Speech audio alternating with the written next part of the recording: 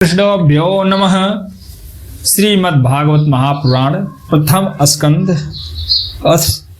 चतुर्दशो अध्याय 14वां। अपशगुन देखकर महाराज युधिष्ठिर का शंका करना और अर्जुन का द्वारका से लौटना। सूत जी कहते हैं, स्वजनों से मिलने और पुण्य श्लोक भगवान श्री कृष्ण अब क्या करना चाहते हैं, यह जानने के लिए अर्जुन द्वारका गए हुए थे। कई महीने बीत जाने पर भी अर्जुन वहां से लौटकर नहीं आए। धर्मराज युधिष्ठिर को बड़े भयंकर अपशगुन दिखने लगे। उन्होंने देखा काल को गति बड़ी विकट हो गई है। जिस समय जो ऋतु होनी चाहिए उस समय वह नहीं होती और उनकी क्रियाएं भी उल्टी ही होती हैं। लोग बड़े क्रोधी, लोभी और असत्यपरायण हो गए हैं। अपने जीवन निर्वाह के लिए लोग पापपूर्ण व्यापार करने लगे हैं। सारा व्यापार कपट से भरा हुआ होता है, यहाँ तक कि मित्रता में भी छल मिला रहता है। पिता माता, सगे संबंधी, भाई और पति पत्नी में भी झगड़ा टंटा रहने लगा है।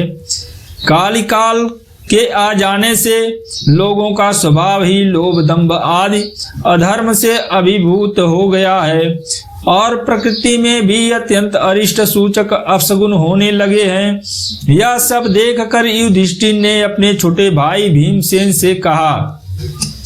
युधिष्ठिर ने कहा, भीमसेन, अर्जुन को हमने द्वारिका इसलिए भेजा था कि वह वहां जाकर पुण्य श्लोक भगवान श्री कृष्ण क्या कर रहे हैं इसका पता लगा आए और संबंधियों से मिलने भी आए।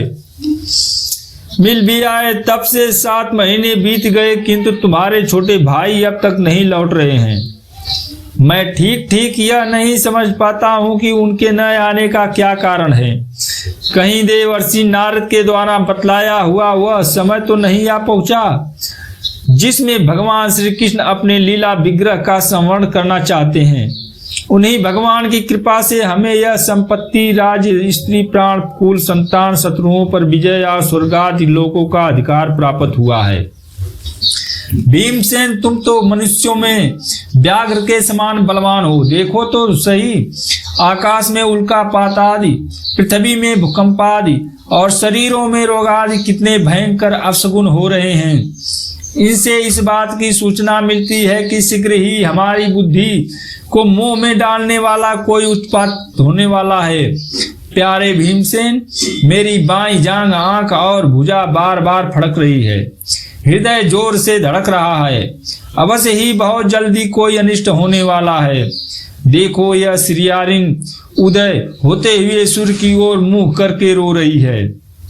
अरे, उसके मुंह से तो आग भी निकल रही है। यह कुत्ता बिल्कुल निर्भय सा होकर मेरी ओर देखकर चिल्ला रहा है।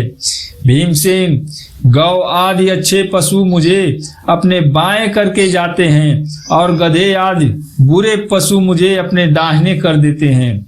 मेरे घोड़े आदि वाहन मुझे रोते हुए दिखाई देते हैं। यह मृत्यु का दूत पेंडुखी उल्लू और उसका प्रतिपक्षी कौवा रात को अपने कण कठोर शब्दों से मेरे मन को कंपाते हुए विश्व को सुनाकर देना चाहते हैं। दिशाएं धुंधली हो गई हैं। सूर्य और चंद्रमा के चारों ओर बार बार मंडल बैठते हैं। यह पृथ्वी पहाड़ों के साथ कांप उठती है। बादल बड़े जोर जोर से गरजते हैं और जहां तहां बिजली भी गिरती ही रहती है।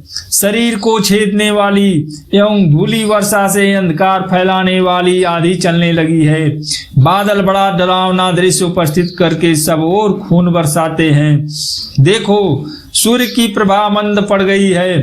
आकाश में ग्रह परस्पर टकराया करते हैं। भूतों की घनी भीड़ में पृथ्वी और अंतरिक्ष में आग सी लगी हुई है। नदी, नद, तालाब और लोगों के मन क्षुब्ध हो रहे हैं। घी से आग नहीं जलती। यह भयंकर काल न जाने क्या करेगा। बछड़े दूध नहीं पीते, गौवें दोहने नहीं देती। गौशालाएं में गौवें आंसू बहा बहा कर रो रही हैं। बैल भी उदास हो रहे हैं। देवताओं की मूर्तियां रोसी रही हैं। उनमें से पसीना चूने लगता है और वे हिलती डोलती भी हैं। भाई, ये देश, गांव, शहर, बगीचे, खाने, आश्रम श्रीहीन और आनंद रहित हो गए हैं। पता नहीं ये हमारे किस दुख की सूचना दे रहे हैं। इन बड़े बड़े उत्पातों को देखकर मैं तो ऐसा समझता हूँ कि निश्चय यह भाग्यहीना भूमि भगवान के उन चरण कमलों से, जिनका सौंदर्य तथा जिनकी ध्वजा वज्र अंकुशादि विलक्षण चिन्ह और किसी में भी कहीं भी नहीं है, रहित हो गई है। शौनक जी, राजा युधिष्ठिर इन भयंकर उत्पातों को देखकर मन ही मन चिंतित हो रहे थे कि द्वारका से लौटकर अर्जुन आए। युधिष्ठिर ने देखा है अर्जुन इतने आतुर हो रहे हैं कि जितने पहले कभी नहीं देखे गए थे। मुंह लटका हुआ है, कमल सरीखे नेत्रों से आंसू बह रहे हैं और शरीर में बिल्कुल कांति नहीं है। उनको इस रूप में अपने चरणों में पड़ा देखकर युधिष्ठिर घबरा गए। देवर्षि नारद की बातें याद करके उन्होंने सुहृदों के समान ही अर्जुन से पूछा।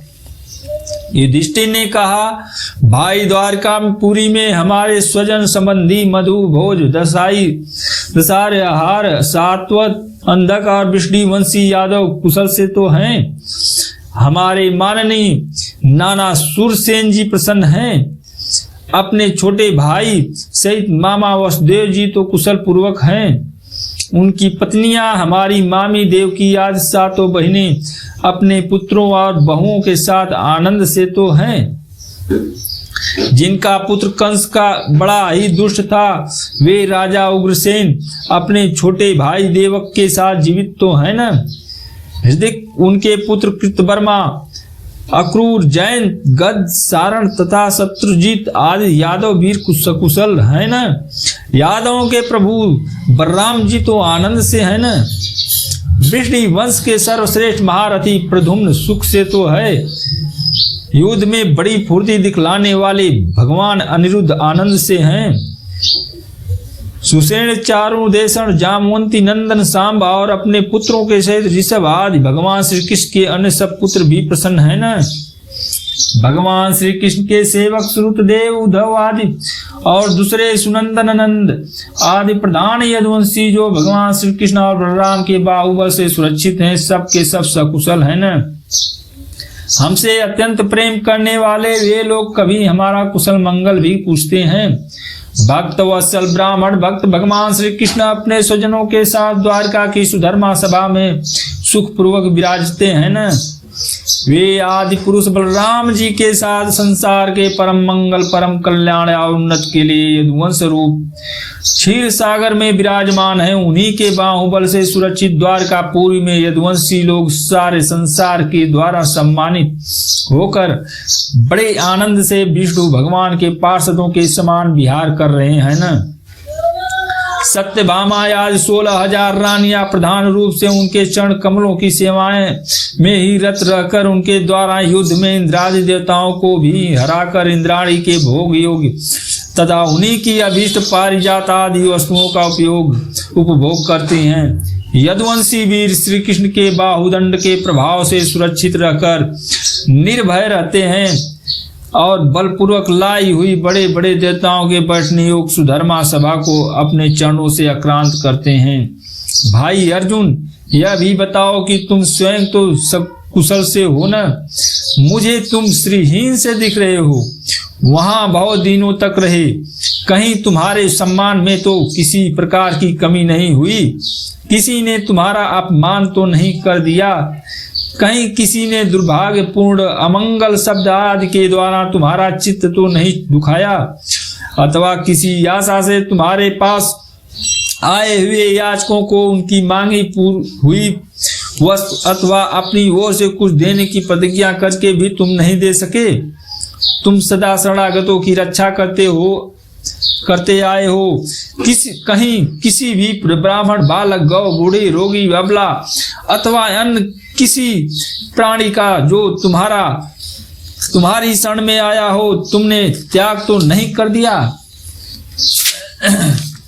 कहीं तुमने अगम्या स्त्री से समागम तो नहीं किया, अथवा गमन करने योग्य स्त्री के साथ असत्कार पूर्वक समागम तो नहीं किया। कहीं मार्ग में अपने से छोटे अथवा बराबरी वालों से हार तो नहीं गए, अथवा भोजन कराने योग्य बालक और बूढ़ों को छोड़कर तुमने अकेले ही तो भोजन नहीं कर लिया। मेरा विश्वास है कि तुमने ऐसा कोई निंदित काम तो नहीं किया होगा जो तुम्हारे योग्य न हो अपने परम प्रीतम अभिन्न हृदय परम सुहृदय भगवान श्री कृष्ण तुम रहित हो गए हो। इसी से अपने को शून्य मान रहे हो। इसके सिवा दूसरा कोई कारण नहीं हो सकता जिससे तुमको इतनी मानसिक पीड़ा हो।